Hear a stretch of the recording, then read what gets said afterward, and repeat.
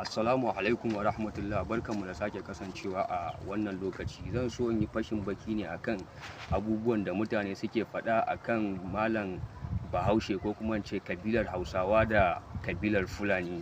Mutane da yawa sukan ga cewa kabila ɗaya ne, sakamakon kuma ba haka ba ne, domin kowane tsuntsu kukan gidansu yake. Kabilar Fulani daban, kabilar Hausa ita ma daban. Kowanne zaman kanta take yi, kowanne yana cin gashin kansa. Dangane da la'akari da abubuwa da tubala guda uku da damu kawo, wanda shine ya bambanta kabilar Fulani da kabilar Hausa. Na farko al'ada, na biyu adabinsu, na uku harshensu. Wannan tubala guda uku shine ya bambanta kabilar Hausa da kabilar Fulani.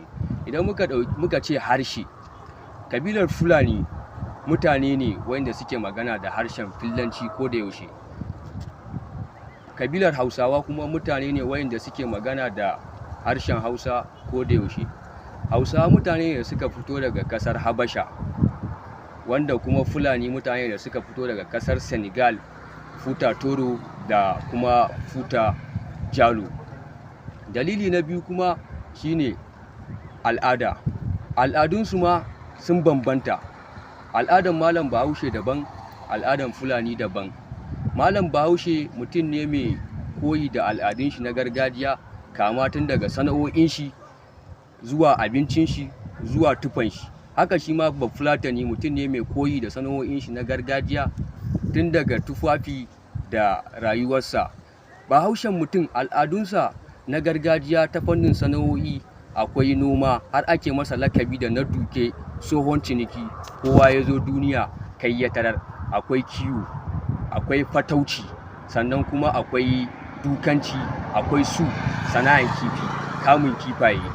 Bafulatani kuma mutum ne mai riko da al'adun shi na gargajiya ta ɓangaren sana'o'i. Mutum ne da ya shahara wajen yin kiwo da kuma sayar da nono.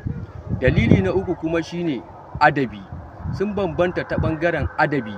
Idan muka yi la'akari da faɗan masana kamar su Gusau da 'yar aduwa 2002, yadda suka bayyana cewa adabi madubi ne na hoton rayuwa, kuma adabi ya kunshe ilimi ne da kimiyya da rubuce-rubuce na al'umma.